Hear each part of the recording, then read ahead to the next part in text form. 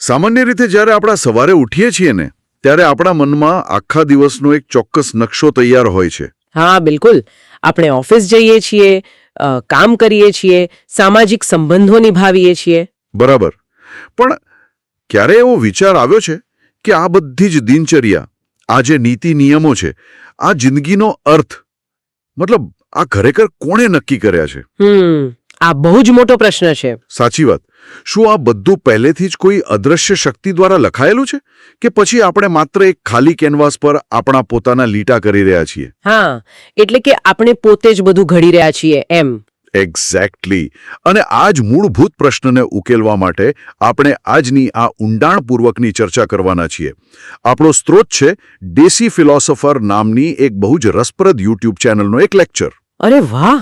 હા, અને આપણું મિશન એ સમજવાનું છે કે આ વિશાળ અને કદાચ અર્થહીન લાગતા બ્રહ્માંડમાં મનુષ્ય પોતાના જીવનને, પોતાના અસ્તિત્વને અર્થ કેવી રીતે આપે છે. અને જુઓ, આ ચર્ચા માટે પસંદ કરવામાં આવેલો સ્ત્રોત ખરેખર અદ્ભુત છે.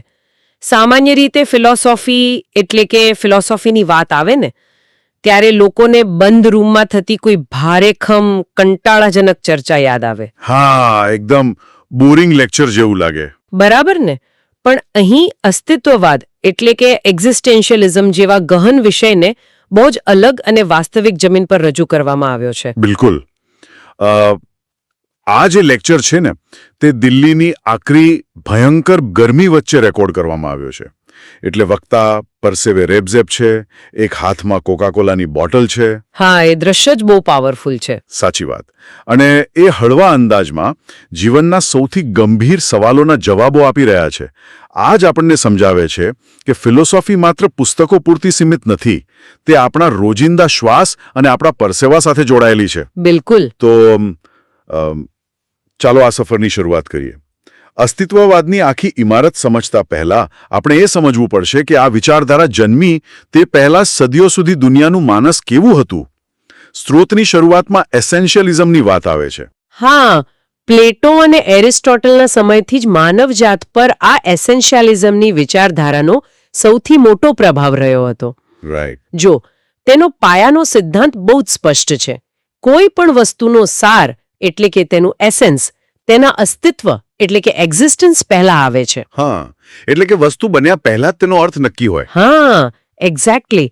આને જો ઊંડાણથી સમજીએ તો તેનો અર્થ એ થાય કે કોઈ પણ વસ્તુ દુનિયામાં ભૌતિક સ્વરૂપે અસ્તિત્વમાં આવે તે પહેલા જ તેનો હેતુ, તેનું કામ અને તેનો અર્થ નક્કી થઈ ચૂક્યા હોય છે. આને સમજાવવા માટે સ્ત્રોતમાં બહુ જ સીધા અને સરળ ઉદાહરણો આપ્યા છે. હા, જેમ કે એક મોબાઈલ ફોન. બરાબર. જો કોઈ મોબાઈલ ફોનમાં કોલિંગનું ફીચર જ ન હોય, કોઈ નેટવર્ક ન પકડાતું હોય, તો શું તેને મોબાઈલ ફોન કહી શકાય? ના, બિલકુલ નહીં. તેની કોઈ જ વેલ્યુ નથી રહેતી. સાચી વાત છે. એ જ રીતે કૂતરાનું ઉદાહરણ આપ્યું છે કે કૂતરાને કૂતરો ત્યારે જ કહેવાય જ્યારે તે ભસતો હોય, કરડતો હોય કે વફાદાર હોય. હા, એટલે કે કોઈ પણ વસ્તુમાં એક ખાસ ઘટક અથવા ઇન્ગ્રેડિયન્ટ ભળે છે ત્યારે જ તે એ વસ્તુ તરીકે ઓળખાય છે. રાઈટ. જો તે ઘટક ખેંચી લેવામાં આવે તો તે વસ્તુનો કોઈ અર્થ રહેતો નથી. ઠીક છે, ચાલો આને વિગતવાર સમજીએ. આ તો જાણે કેક બનાવતા પહેલા તેની રેસીપી તૈયાર હોવા જેવું છે, ખરું ને? બહુ જ સરસ એનાલોજી છે. અને આ ઉદાહરણો ઉપરથી ભલે બહુ જ સામાન્ય લાગે પણ તેની પાછળનું મનોવિજ્ઞાન બહુ જ ઊંડું છે. એ કઈ રીતે? જુઓ, જ્યારે આખો સમાજ એવું માને છે કે દરેક વસ્તુનો અને ખાસ કરીને મનુષ્યનો એક પહેલેથી નક્કી થયેલો સાર છે ત્યારે તે સમાજને એક પ્રકારની માનસિક સુરક્ષા મળે છે. એટલે કે કોઈ બ્લુપ્રિન્ટ પહેલેથી તૈયાર હોય તેના જેવું? જાણે કોઈ આર્કિટેક્ટે મકાન બનાવતા પહેલા નકશો તૈયાર રાખ્યો હોય એમ. એકદમ સાચું. સદીઓ સુધી આ વિચારધારાએ લોકોને એક બહુ મોટું આશ્વાસન આપ્યું હતું. લોકો માનતા હતા કે ઈશ્વર કે કોઈ દૈવી શક્તિ એ મહાન આર્કિટેક્ટ છે. આખી સૃષ્ટિ, પર્વતો, નદીઓ અને મનુષ્યનું જીવન એક પહેલેથી નક્કી કરેલી મહાન યોજનાનો ભાગ છે. હા, એટલે બધું જ કોઈના કંટ્રોલમાં છે એવો અહેસાસ. બિલકુલ. આ માન્યતા લોકોને ખાતરી કરાવતી હતી કે તેમના દુઃખ, તેમના સંઘર્ષ અને તેમના જીવનનો કોઈક અંતિમ અર્થ છે. જો કોઈ નિયમો છે તો તે બનાવનાર પણ છે. આ એસેન્શિયલિઝમ માણસના મનને બહુ જ મોટી શાંતિ આપતું હતું. પણ આપણે જાણીએ છીએ કે ઇતિહાસ હંમેશા એક સીધી રેખામાં નથી ચાલતો. ના, ક્યારેય નહીં. સ્ત્રોત આપણને એક એવા ઐતિહાસિક વળાંક પર લઈ જાય છે જ્યાં આખી આ સેટ થયેલી શાંતિ આપનારી સિસ્ટમ કડડભૂસ થઈ જાય છે. અને આનું કારણ કોઈ બહારની શક્તિ નહોતી, બરાબર ને? હા, માણસની પોતાની બુદ્ધિ જ હતી. ઔદ્યોગિકીકરણ, આધુનિકીકરણ અને ખાસ કરીને વૈજ્ઞાનિક ક્રાંતિનો સમય આવે છે. માણસે બ્રહ્માંડને માઇક્રોસ્કોપ અને ટેલિસ્કોપથી જોવાનું શરૂ કર્યું. અને આ જ વૈજ્ઞાનિક ક્રાંતિએ માણસના અહંકાર પર સૌથી મોટો ફટકો માર્યો. અરે બાપરે, કઈ રીતે? જુઓ, ગેલેલિયો અને કોપરનિક્સ જેવા વૈજ્ઞાનિકોએ જ્યારે સાબિત કર્યું કે પૃથ્વી બ્રહ્માંડનું કેન્દ્ર નથી અને આપણે માત્ર એક અનંત, ઠંડા અને અંધકારમય અવકાશમાં ફરતા એક નાના પથ્થર પર જીવી રહ્યા છીએ, ત્યારે પેલી જૂની માન્યતાઓના પાયા હચમચી ગયા. હા, એ તો બહુ મોટો આંચકો હશે એ સમયના લોકો માટે. બિલકુલ. વિજ્ઞાનના તર્કે એ સાબિત કરવાનું શરૂ કર્યું કે આ બ્રહ્માંડ કોઈ જાદુઈ કે દૈવી નિયમોથી નહીં, પણ ભૌતિકશાસ્ત્ર અને રસાયણશાસ્ત્રના જડ નિયમોથી ચાલે છે. એટલે કે આપણે પહેલેથી બનાવેલી કોઈ મહાન વાર્તાના હીરો નથી, પણ માત્ર એક બાયોલોજીકલ અકસ્માત છીએ. હા, કઠોર છે, પણ એવું જ કહી શકાય. અને આ જ વાસ્તવિકતામાંથી જન્મ થાય છે નિહિલિઝમનો. સ્ત્રોતમાં અહીં ફ્રેડરિક નીત્શે અને દોસ્તોવ્સ્કીના વિચારોનો ઉલ્લેખ આવે છે. ખાસ કરીને નીત્શેની પેલી ઐતિહાસિક અને કદાચ સૌથી વધુ ગેરસમજ પામેલી લાઈન, આપણે ઈશ્વરને મારી નાખ્યો છે, ગોડ ઇઝ ડેડ. હા, અને અહીં એ સમજવું બહુ જ જરૂરી છે કે નીત્શે કોઈ ઉત્સવ નહોતા મનાવી રહ્યા. લોકો તો એવું જ માને છે કે બહુ ખુશ હતા આ કહીને. ના, એવું બિલકુલ નથી. તેઓ ખરેખર માનવ જાતને એક બહુ મોટી ચેતવણી આપી રહ્યા હતા. ઓહ, ચેતવણી? હા, જ્યારે તેઓ કહે છે કે આપણે ઈશ્વરને મારી નાખ્યો છે, ત્યારે તેમનો ઇશારો એ તરફ હતો કે વિજ્ઞાન અને તર્કના નામે આપણે નૈતિકતાના, અર્થના અને મૂલ્યોના સૌથી મોટા આધારસ્તંભને તોડી પાડ્યો છે. અચ્છા. જો ઈશ્વર નથી તો પાપ અને પુણ્યના નિયમો કોણે બનાવ્યા? જો કોઈ દૈવી અદાલત જ નથી તો પછી સારું શું અને ખરાબ શું? બાપરે, આ તો બહુ મોટો ખાલીપો ઊભો કરે છે. એટલે કે જ્યારે પેલા સાર અથવા એસેન્સને ખેંચી લેવામાં આવે ત્યારે માણસ માટે બધું જ અર્થહીન બની જાય છે. બિલકુલ શૂન્ય. સ્ત્રોતમાં નિહિલિઝમની અવસ્થાને સમજાવવા માટે એક બહુ જ સચોટ ચિત્ર ઊભું કરવામાં આવ્યું છે. તે એક સૂકા પાંદડા જેવું બની જાય છે. સૂકું પાંદડું. હા, એક એવું પાંદડું જેમાંથી લીલાશ એટલે કે જીવનનો અર્થ સુકાઈ ગયો છે અને જેને હવે સીધું કચરાપેટીમાં ફેંકી દેવાનું છે. સાચી વાત. નિહિલિસ્ટિક અવસ્થામાં વ્યક્તિનું કોઈ ભવિષ્ય હોતું નથી, કોઈ ભૂતકાળ હોતો નથી. તે માત્ર ઘડિયાળના કાંટાની આ એક જ સેકન્ડમાં, આ વર્તમાન ક્ષણમાં અટવાયેલો રહે છે. આમ આ બહુ જ નિરાશાજનક સ્થિતિ છે. હા, અને અહીં વાત ખરેખર રસપ્રદ બને છે. મારે એક બહુ મોટો કાઉન્ટર પ્રશ્ન પૂછવો છે. જો બધું જ અર્થહીન છે, જો બ્રહ્માંડને આપણી કોઈ પડી નથી, તો પછી કોઈ પણ માણસ રોજ સવારે પથારીમાંથી બહાર જ કેમ મળે? રાઈટ. જો જીવનની કોઈ જ મંજિલ નથી, તો આટલો બધો સંઘર્ષ શા માટે? લોકો જીવે છે કેવી રીતે? આ તો ખૂબ જ નિરાશાજનક છે. જો આપણે આને મોટા સંદર્ભ સાથે જોડીએ ને, તો આ પ્રશ્ન જ માનવજાતના સૌથી મોટા મનોવૈજ્ઞાનિક વળાંકનો પાયો છે. એ કેવી રીતે? જુઓ, કોઈ પણ માણસ લાંબા સમય સુધી આ સંપૂર્ણ શૂન્યતામાં કે અર્થહીનતામાં જીવી જ ન શકે. આપણું મગજ એ રીતે ડિઝાઇન જ નથી થયું. અચ્છા, એટલે કંઈક તો અર્થ જોઈએ જ. બિલકુલ. આપણી અંદર રહેલી અસ્તિત્વ ટકાવી રાખવાની જે આદિમ પ્રવૃત્તિ છે, જેને આપણે સર્વાઇવલ ઇન્સ્ટિંક્ટ કહીએ છીએ, તે માણસને આ નિરાશાના ખાડામાંથી બહાર આવવા મજબૂર કરે છે. જ્યારે માણસ જુએ છે કે બહાર કોઈ અર્થ નથી, ત્યારે તેને પોતાની અંદર અર્થ શોધવાની અથવા સાચા અર્થમાં કહીએ તો અર્થ બનાવવાની ફરજ પડે છે. અને આ જ આંતરિક સંઘર્ષમાંથી અસ્તિત્વવાદ એટલે કે એક્ઝિસ્ટેન્શિયલિઝમ નો ભવ્ય ઉદય થાય છે. ઓ વાહ! એટલે કે નિહિલિઝમ એ અંતિમ સ્ટેશન નથી, પણ અસ્તિત્વવાદના સ્ટેશન સુધી પહોંચવાનો એક અંધારો અને ડરામણો બ્રિજ છે. એકદમ સચોટ વાત કરી. તો ચાલો આ અસ્તિત્વવાદના સિદ્ધાંતને વિગતે અનપેક કરીએ. સ્ત્રોતમાં કિર્કેગાર્ડ, હાઇડેગર અને ખાસ કરીને ફ્રેન્ચ ફિલોસોફ પોલ સાર્ત્રના વિચારોને બહુ જ મહત્વ આપવામાં આવ્યું છે. હા, સાર્ત્રનો ફાળો બહુ મોટો છે આમાં. અહીં નિયમ બદલાય છે. અસ્તિત્વવાદનો પાયાનો નિયમ જ પેલી જૂની વિચારધારાથી તદ્દન ઉલટો છે. અસ્તિત્વ પહેલા આવે છે અને પછી આપણે આપણો સાર એટલે કે એસેન્સ બનાવીએ છીએ. Existence precedes essence. અને આ માત્ર શબ્દોની રમત નથી હો, આ માનવ વિચારધારાનો સૌથી મોટો ભૂકંપ છે. અરે વાહ, એવું છે? હા, આનો સીધો અર્થ એ છે કે જ્યારે કોઈ મનુષ્ય જન્મે છે ત્યારે તે એક ખાલી પાત્ર અથવા બ્લેન્ક સ્લેટ જેવો હોય છે. તેનું કોઈ જ પહેલેથી નક્કી થયેલું ડેસ્ટિનેશન કે લક્ષ્ય હોતું નથી. આપણે જ આપણા ઈશ્વર બની જઈએ છીએ.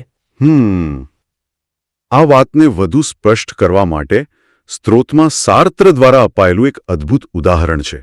પેલું ખુરશીવાળું ઉદાહરણ? હા, એક લાકડાની ખુરશીનું ઉદાહરણ. ધારો કે એક રૂમમાં લાકડાની એક ખુરશી પડી છે. હવે એ ખુરશીનો ત્યાં સુધી કોઈ જ અર્થ નથી જ્યાં સુધી કોઈ માણસ થાકીને તેના પર બેસવાનું નક્કી ન કરે. બરાબર. પણ ધારો કે અચાનક કોઈ વ્યક્તિને ઉપરના છાજલી પરથી કોઈ વસ્તુ ઉતારવી છે અને તે એ જ ખુરશી પર ઊભો રહી જાય છે, તો હવે શું થયું? તેનો અર્થ જ બદલાઈ ગયો. એક્ઝેક્ટલી. હવે તે બેસવાની વસ્તુ મટીને એક નિસરણી બની ગઈ. અર્થ માણસ આપે છે, વસ્તુમાં પહેલેથી કંઈ હોતું નથી. આપણે આપણા કાર્યો દ્વારા તેને અર્થ આપીએ છીએ. બહુ જ ફાઇન ઉદાહરણ છે આ. અને આને જો આજના સમયના ઉદાહરણ સાથે જોડવું હોય તો મને એક બહુ જ રસપ્રદ એનાલોજી યાદ આવે છે. હા, જણાવો ને. પેલી જૂની એસેન્શિયલિઝમની વિચારધારા એક ટ્રેન જેવી હતી, જ્યાં પાટા પહેલેથી જ નક્કી હતા. આપણે માત્ર ડબ્બામાં બેસીને યાત્રા કરવાની હતી. હા, બરાબર. પણ આ અસ્તિત્વવાદ તો માઇનક્રાફ્ટ જેવી ઓપન વર્લ્ડ વિડિયો ગેમ જેવું છે. અરે વાહ, બહુ જ સચોટ સરખામણી છે આ. માઇનક્રાફ્ટમાં કોઈ નકશો નથી હોતો, કોઈ બિલ્ટ ઇન મિશન નથી હોતું. હા, અને ખેલાડીએ જાતે જ નક્કી કરવાનું હોય છે કે તેણે પેલા બ્લોક્સ ગોઠવીને મહેલ બનાવવો છે, ખેતી કરવી છે કે પછી માત્ર જંગલોમાં ભટકવું છે. જો તે કંઈ જ ન કરે તો તે ગેમનો કોઈ જ અર્થ નથી. સાચી વાત. અને જુઓ, અહીં જ સૌથી મોટો ડર છુપાયેલો છે. ડર? કેવો ડર? જ્યારે તમારી પાસે માર્ગદર્શન માટે કોઈ જ નકશો ન હોય ને, ત્યારે દરેક નિર્ણયની સંપૂર્ણ જવાબદારી તમારી પોતાની બની જાય છે. હવે માણસ પાસે આઝાદી છે કે તે પોતાના મૂલ્યો, નીતિઓ અને નિયમો પોતે જ નક્કી કરે. અચ્છા, પણ એક મિનિટ, અહીં મને બહુ મોટો વિરોધાભાસ દેખાય છે. શું? જો કોઈ પણ વ્યક્તિ પોતાના નિયમો જાતે જ બનાવે અને કોઈ સાર્વત્રિક નૈતિકતા જ ન હોય, તો શું આનાથી સમાજમાં સંપૂર્ણ અરાજકતા નહીં ફેલાઈ જાય? બહુ વ્યાજબી સવાલ છે. કાલે ઉઠીને કોઈ વ્યક્તિ કોઈને નુકસાન પહોંચાડીને એમ કહી શકે કે આ તો મારો પોતાનો અધિકૃત નિર્ણય છે, મારો પોતાનો અર્થ છે. તો આ બધાનો અર્થ શું છે? શું આ બધા જ અસ્તિત્વવાદીઓ નાસ્તિક હતા? આ એક મહત્વપૂર્ણ પ્રશ્ન ઊભો કરે છે અને સાર્ત્રે પહેલા ભાગનો બહુ જ ઊંડો જવાબ આપ્યો છે. શું જવાબ આપ્યો? સાર્ત્ર કહે છે કે જ્યારે કોઈ મનુષ્ય પોતાની સ્વતંત્રતાનો ઉપયોગ કરીને કોઈ પસંદગી કરે છે, ત્યારે તે માત્ર પોતાના પૂરતો નિર્ણય નથી લેતો, તે પોતાના કાર્યો દ્વારા સમગ્ર માનવજાત સમક્ષ એક ઉદાહરણ પૂરો પાડે છે કે માણસ કેવો હોવો જોઈએ. ઓહ! એટલે તમારી સ્વતંત્રતા તમને મનસ્વી રીતે વર્તવાનો પરવાનો નથી આપતી, ઉલટું તે તમારા ખભા પર આખી માનવજાત પ્રત્યેની જવાબદારીનો હિમાલય જેવડો મોટો ભાર મૂકી દે છે. આ તો ખરેખર હચમચાવી મૂકનારું છે. બિલકુલ. અને તમારો જે બીજો પ્રશ્ન હતો ને કે શું આ બધા જ અસ્તિત્વવાદીઓ નાસ્તિક હતા? હા, કારણ કે ઘણા લોકો અસ્તિત્વવાદને સીધો જ નાસ્તિકતા સાથે જોડી દે છે. રાઈટ. પણ સ્ત્રોત આ મોટી ગેરસમજને બહુ સ્પષ્ટ રીતે દૂર કરે છે. બધા જ અસ્તિત્વવાદીઓ નાસ્તિક નહોતા. વેટ, ખરેખર? હા. ઉદાહરણ તરીકે કિર્કગાર્ડ જેવા ફિલસૂફ ઈશ્વરમાં અત્યંત દ્રઢપણે માનતા હતા, પરંતુ તેઓ પરંપરાગત ધાર્મિક વ્યાખ્યાઓને બદલે તાર્કિક અને પ્રાયોગિક પુરાવા એટલે કે રેશનલ અને એમ્પેરિકલ પ્રૂફ માંગતા હતા. તો પછી એ કઈ રીતે કામ કરે છે? કિર્કગાર્ડનું માનવું હતું કે ઈશ્વરને માનવું એ કોઈ સામાજિક રિવાજ કે આંધળા અનુકરણનો વિષય ન હોવો જોઈએ. તમે જ્યારે ઈશ્વરનો સ્વીકાર કરો ત્યારે તે તમારી પોતાની વ્યક્તિગત આંતરિક પસંદગી હોવી જોઈએ. ધર્મ એ તૈયાર વસ્ત્ર નથી જે તમે પહેરી લો, તે તમારે જાતે સીવવું પડે છે. અરે વાહ! આ તો ધર્મને જોવાનો નજરિયો જ બદલી નાખે છે. ઈશ્વરનો ઇનકાર નથી, પણ આંધળા અનુકરણનો ઇનકાર છે. બરાબર. હવે આ સફરમાં સ્ત્રોત આપણને એક બીજા મહાન વિચારક આલ્બર્ટ કામુ તરફ લઈ જાય છે. કામુનો વિચાર બહુ પાવરફુલ છે. હા, અને તેમનો સિદ્ધાંત એબ્સર્ડિઝમ તરીકે ઓળખાય છે. કામુના મતે આ બ્રહ્માંડ અર્થહીન છે. બિલકુલ. અસ્તિત્વવાદ એમ કહે છે કે આપણે અર્થ બનાવી શકીએ છીએ, પણ કામુ કહે છે કે બ્રહ્માંડ મૂળભૂત રીતે અર્થહીન, મૌન અને ઉદાસીન છે. તેને આપણા હોવા કે ન હોવાથી કોઈ જ ફરક પડતો નથી. સાચી વાત. માણસ સતત બ્રહ્માંડને પ્રશ્નો પૂછ્યા કરે છે કે હું શા માટે છું, આ દુઃખ શા માટે છે, પણ સામેથી કોઈ જવાબ આવતો નથી. કોઈ જ જવાબ નહીં. સ્ત્રોતમાં આ પરિસ્થિતિને સમજાવવા માટે બહુ જ પાવરફુલ વાત કહેવાય છે કે તમે તેમાં અર્થ શોધી રહ્યા છો તે એક એવી બૂમ પાડવા સમાન છે જેને કોઈ સાંભળવાનું નથી. બરાબર. આ માણસને અર્થ શોધવાની ઈચ્છા અને બ્રહ્માંડના મૌન વચ્ચેનું જે ઘર્ષણ છે તેને જ કામુ એબ્સર્ડ એટલે કે બેહુદું કહે છે. અને આ બેહુદાપણું કોઈ પણ સામાન્ય માણસને હતાશામાં ધકેલી શકે છે. જ્યારે તમને ખબર પડે કે તમારા પ્રયત્નોનો બ્રહ્માંડના સ્તર પર કોઈ જ અર્થ નથી, ત્યારે આત્મહત્યા કરવાનો વિચાર આવવો સ્વાભાવિક છે. પણ કામુનો જવાબ કાયરતાવાળો નથી હો. હા, એ હાર માનવાની ના પાડે છે. બિલકુલ. કામુ કહે છે કે આ પરિસ્થિતિ ભલે બેઉદી હોય, પણ છતાં તમારે આત્મહત્યા કરવાને બદલે કોઈ અર્થ શોધીને જીવવાનું છે. આ શૂન્યતાની આંખમાં આંખ નાખીને જીવવું એ જ સાચો વિદ્રોહ છે. અને આ વિદ્રોહ અત્યંત જરૂરી છે, કારણ કે જો આ શૂન્યતા અને સ્વતંત્રતાના ડરનો સામનો કરવામાં ન આવે તો એક બહુ જ મોટો મનોવૈજ્ઞાનિક ખતરો ઊભો થાય છે. સાર્ત્રના સિદ્ધાંત પ્રમાણે તેને બેડ ફેથ કહેવાય છે. ઓહ હા, બેડ ફેથ. આ અસ્તિત્વવાદનો સૌથી મહત્વનો ખ્યાલ છે. સ્ત્રોતમાં આના પર બહુ ભાર મુકાયો છે.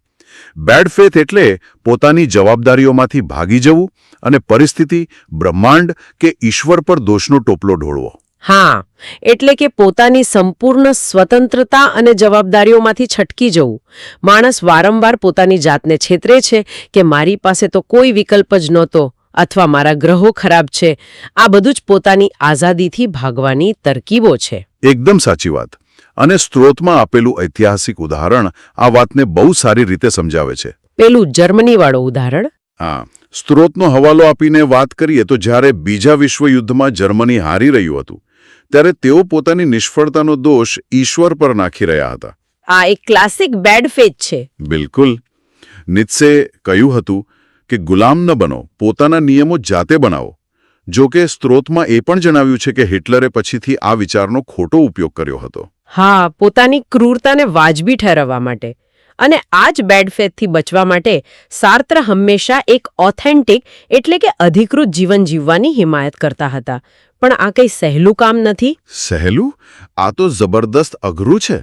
સ્ત્રોતમાં સાર્ત્ર દ્વારા વર્ણવવામાં આવેલી એક વિદ્યાર્થીની વાર્તા છે જે સાંભળીને ખરેખર મગજ શૂન્ય થઈ જાય. હા, સાર્ત્રની પેલી બહુ જ પ્રખ્યાત દુવિધા. સાર્ત્ર પાસે તેમનો એક વિદ્યાર્થી સલાહ લેવા આવે છે. તે વિદ્યાર્થી સામે જીવનના બે વિકલ્પો ઊભા છે. શું તેણે યુદ્ધમાં જઈને દેશ માટે લડવું જોઈએ, જ્યાં તેનું યોગદાન લાખો લોકો માટે ઘણું નાનું હશે અને કદાચ તે માર્યો જ જશે? રાઈટ. કે પછી તેણે ઘરે રહીને પોતાની બીમાર માતાની સેવા કરવી જોઈએ, જેના માટે તે આખી દુનિયા છે? જો તે જતો રહેશે તો માતાનું મૃત્યુ નિશ્ચિત છે. આ માત્ર એક વાર્તા નથી, આ માનવ જીવનની સૌથી મોટી કસોટી છે. એક તરફ રાષ્ટ્રપ્રેમ છે અને બીજી તરફ પારિવારિક ફરજ છે. આ તો ખરેખર ધર્મસંકટ છે. બિલકુલ. આમાં સાચો રસ્તો કયો છે? સાર્ત્રે શું જવાબ આપ્યો? કોઈ કાયદો તો હશે ને જે કહી શકે કે સાચું શું છે? અહીં જ અસ્તિત્વવાદની સૌથી કડવી વાસ્તવિકતા સામે આવે છે. સાર્ત્રના મતે આનો કોઈ જ પહેલેથી નક્કી કરેલો ઉકેલ નથી. કોઈ જ ઉકેલ નહીં? ના. દુનિયાનું કોઈ ધર્મ પુસ્તક, કોઈ નૈતિક કાયદો તેને એમ ન કહી શકે કે તેણે આ જ કરવું જોઈએ.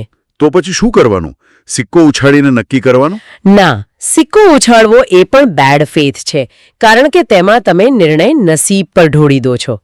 સાર્ત્ર કહે છે કે જ્યારે તમે સ્વીકારો છો કે કોઈ નિયમો નથી, ત્યારે તમારે પોતે જ એક અધિકૃત નિર્ણય લેવો પડે છે. તે જે પણ નિર્ણય લે તેણે એ નિર્ણયની 100% જવાબદારી પોતાના માથે લેવી પડશે. આ જ સ્વતંત્રતાની કિંમત છે. અરે બાપરે! એટલે કે જો ચિત્ર ખરાબ બન્યું તો જવાબદારી માત્ર ને માત્ર આપણી જ રહેશે? બરાબર. આપણે મોટાભાગે મફતની સ્વતંત્રતા માંગતા હોઈએ છીએ, પણ તેની સાથે આવતી જવાબદારીથી ડરીએ છીએ. સાચી વાત છે. તો જો આપણે આજના આ સઘન લેક્ચરમાંથી પસાર થયેલી યાત્રાનો સારાંશ કાઢીએ તો આપણે બહુ જ વિશાળ સફર ખેડી છે. બિલકુલ. આપણે સૌથી પહેલેથી નક્કી કરેલા અર્થ એટલે કે એસેન્શિયલિઝમથી શરૂઆત કરી. હા. પછી આપણે અર્થહીનતા એટલે કે નિહિલિઝમમાં ગયા, જ્યાં બધું શૂન્ય લાગે છે. રાઈટ. અને અંતે આ જ શૂન્યતામાં પોતાની જાતને અર્થ આપવાની યાત્રા એટલે કે અસ્તિત્વવાદ સુધી પહોંચ્યા. એક એવો સિદ્ધાંત જો પોતાની જાતને કોઈ પણ બહાનાઓ વગર એક નવો અર્થ આપવાની હિંમત આપે છે. અને આ યાત્રા દરેક મનુષ્યએ પોતાના જીવનમાં ક્યારેક ને ક્યારેક જાતે જ ખેડવી પડે છે. એકદમ સાચી વાત. આ ચર્ચાએ ખરેખર રોજિંદા જીવનને જોવાનો નજરિયો જ બદલી નાખ્યો છે. પણ આ બધું સમજ્યા પછી મારા મનમાં એક છેલ્લો વિચાર સતત ઘુમરાયા કરે છે. કયો વિચાર? જો આપણી પાસે દરરોજ સવારે ઉઠીને આપણા જીવનનો, આપણા દિવસનો એક નવો અર્થ જાતે જ નક્કી કરવાની સંપૂર્ણ સ્વતંત્રતા છે, તો પછી આપણે શા માટે મોટાભાગે અન્ય લોકોએ બનાવેલા અર્થો, નિયમો અને માન્યતાઓની નકલ કરવાનું જ પસંદ કરીએ છીએ? બહુ જ ઊંડો પ્રશ્ન છે આ. શું સ્વતંત્રતાનો ભાર ઉઠાવવો ખરેખર એટલો અઘરો છે કે આપણે ખુલ્લા આકાશમાં ઉડવાને બદલે જાણી જોઈને પાંજરામાં રહેવાનું પસંદ કરીએ છીએ? આ સવાલનો જવાબ કોઈ સ્ત્રોતમાં નહીં, પણ આપણી પોતાની અંદર જ છે. આના પર વિચારજો જરૂર. ફરી મળીશું એક નવા વિષય અને નવી ઊંડાણપૂર્વકની ચર્ચા સાથે. ત્યાં સુધી તમારા દિવસને તમારો પોતાનો અધિકૃત અર્થ આપતા રહો. આવજો. આવજો.